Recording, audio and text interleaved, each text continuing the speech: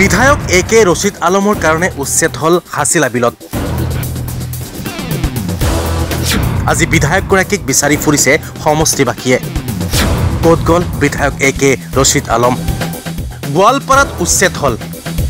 তোৰ ৮০ বছৰীয়া বসতি ভাঙি চুৰমাৰ কৰিলে প্ৰশাসনে। সোমবাৰে পুৱা ৫ বজাৰ পৰা আৰম্ভ হয় এই উচ্ছেদ অভিযান। প্ৰায় ১৫০০ বিঘা ভূমিত বসবাস কৰি অহা ৬৬৭টা পৰিয়ালৰ ঘৰ দুৱাৰ ওপৰত চলে বুলডোজাৰ। ৰাজপথত হুকহুকাই কান্দি উঠিছে উচ্ছেদিতসকল। কাৰণ মাত্ৰ দুদিনৰ সময় দিছিল প্ৰশাসনে। এই দুদিনৰ ভিতৰতে খালী কৰাৰ নিৰ্দেশ দিছিল প্ৰশাসনে। গোৱালপাৰা হাছিলা বিলৰ উচ্ছেদক লৈ এতিয়া সমষ্টিবাসীয়ে দোষাৰোপ কৰিছে বিধায়ক এ কে ৰছিদ আলমক। প্ৰশাসনৰ জাননীৰ পাছতেই উচ্ছেদক লৈ গোৱালপাৰা পূব সমষ্টিৰ বিধায়ক এ কে ৰছিদ আলমৰ দম্ভালি মাৰা এটা মন্তব্য শুনক। দম আছে যদি এটা ঘৰ ভাঙি দেখিবা তুমি, মই চেলেঞ্জ কৰিছোঁ। আৰু যিখিনি ভাঙিছে মই সেই মানুহখিনিক তাতেই বহাম। দম আছে যদি সেই বাধা দিয়ে, মই কৈছোঁ। দম আছে যদি এটা ঘৰ ভাঙি দেখিবা তুমি, মই চেলেঞ্জ কৰিছোঁ।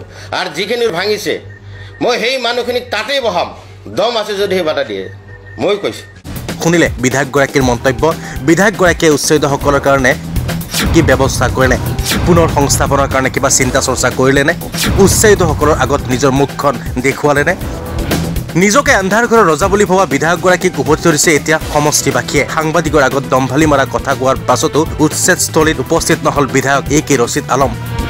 আজি কংগ্ৰেছ দলৰ এটা সজাতি দলে উচ্ছেদস্থলীত উপস্থিত হয় যদিও প্ৰশাসনে বাধা দিয়ে কংগ্ৰেছৰ দলটোক। আৰক্ষীৰ লগত এক প্ৰকাৰ বাঘ বিতণ্ডাও দেখিবলৈ পোৱা যায়। কংগ্ৰেছৰ দলটোত বিধায়ক এ কে ৰছিদ আলম উপস্থিত থাকে যদিও স্থানীয় বিধায়কগৰাকীকো নিদিলে যাবলৈ। বহুতে অভিযোগ তুলি কৈছে বিধায়ক এ কে ৰছিদ আলমৰ এনে দম্ভালি মাৰা মন্তব্যৰ কাৰণে আজি উচ্ছেদ হৈছে।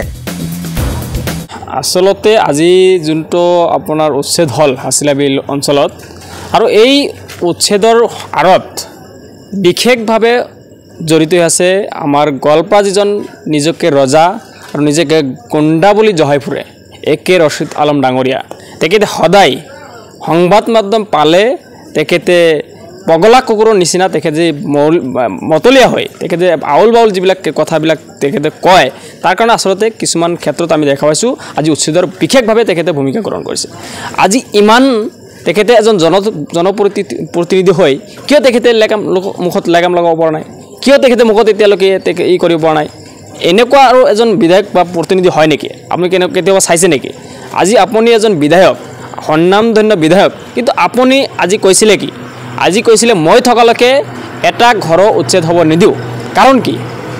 আপুনি দম্ভালি মাৰি কৈছিলে, আৰু যিটো দম্ভালি ইতিমধ্যে আপোনাৰ উকলি গ'ল। আজি আপুনি ফেইলাৰ, আজি আপুনি আনচাকচেছ। তাৰপিছতো আপোনাৰ লাজ নাই। আজি আপুনি ডি চিৰ লগত কথা পাতে কিয়? কাইলৈ আপোনাৰ কি কৰিলে?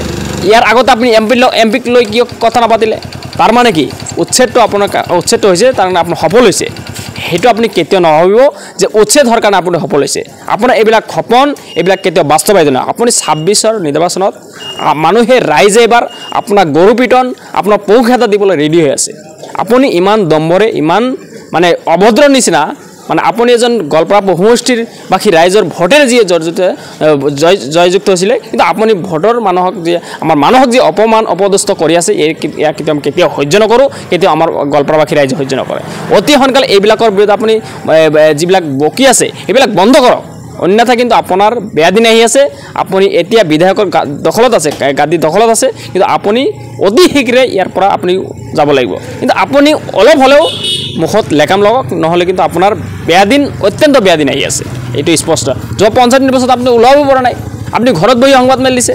আজি কেইবাদিনৰ পৰা আপুনি সংবাদ মেল কিয়? আপুনি ৰাইজৰ কাষত যাব পৰা নাই কিয়? আপুনি ৰাইজৰ লগত বুজিব পৰা নাই কিয়? উচ্ছেদৰ বন্ধ কৰিব পৰা নাই। আপোনাৰ উদ্দেশ্যটো কি? উদ্দেশ্য হৈছে আপুনি উচ্ছেদ কৰিব লাগে, আৰু সেইটো উচ্ছেদ আপোনাৰ ডিমাণ্ড বা সেইটো আপোনাৰ সফলতা। তাৰ বাদে কি আছে? সেইকাৰণে অতি সোনকালে আপুনি মুখত লেকাম লগাই মুখটো বন্ধ কৰি ৰাইজৰ কাষত থিয় দিয়ক। এইখিনি আমাৰ আহ্বান। হয়, আজি ভাবিছে বিজেপি চৰকাৰে যদি আমাৰ মুছলিম বা আমাৰ সংখ্যালঘু মানুহৰ ঘৰ দুৱাৰ ভাঙে, তাতে আমাৰ তেখেতে কংগ্ৰেছ বা আমাৰ অন্যান্য দলবিলাক ভাবে আমাৰ সংখ্যালঘু ভোটবিলাক আমাৰ ভোট, আৰু সেইকাৰণে বিজেপি যেতিয়া ঘৰ ভাঙিব তেতিয়া আল্টিমেটলি ভোটবিলাক কংগ্ৰেছত পৰিব। তেনেকুৱা ধৰণৰ ভাবিছে। কিন্তু এনেকুৱা কথাবিলাক তেখেতকে ভাবি নিজকে পুনৰবাৰ ৰজা বনাবলৈ গুণ্ডা বনাবলৈ তেখেতে যে চেষ্টা কৰিছে এয়া কেতিয়াও সফল নহ'ব তেখেতৰ সম্পূৰ্ণ সিদ্ধান্ত ভুল আৰু তেখেতে যে 26ৰ নিৰ্বাচনত খেদা খাব এইটো স্পষ্ট তেখেতৰ দম আছে নেকি তেখেতৰ সাহস আছে নেকি জেচিবিৰ আগত যাব তেখেতৰ সাহসটো নাই তেখেতৰ ভণ্ড মানুহ 2 নম্বৰী মানুহ তেখেতৰ এটাইকে তেখেত ইটা ভাটাৰ বিজনেছ কৰিব তেখেতৰ এটাই কি 2 নম্বৰী গুণ্ডামি কৰিব সেইটোৱেই বেলেগ আৰু একো স্বভাৱ নাই তেখেত দম আছে নেকি তেখেতে জেচিবিৰ আগত যায় বা তেখেত দম আছে নেকি উচ্ছেদৰ মানুহৰ লগত কথা পাতিবলৈ দম নাই সেইবিলাকত দম নাই তেখেত এজন মানে একেবাৰে অভদ্ৰ আৰু তেখেতে এজন ৰাজনীতি নজনা মানুহ তেখেতে নিজৰ কি কৃপাত বা মানুহক কেনেকুৱা ধৰণৰ আবহাৱাৰী কথা কৈ তেখেতে 2বাৰ বিধায়ক হ'ল আগন্তুক 26ৰ নিৰ্বাচনত সম্পূৰ্ণৰূপে তেখেত বিফল হ'ব আৰু সম্পূৰ্ণ তেখেতক ব্ৰহ্মপুত্ৰ নদীত পেলাই দিয়া হ'ব এইটো স্পষ্ট কথা news desk my news north east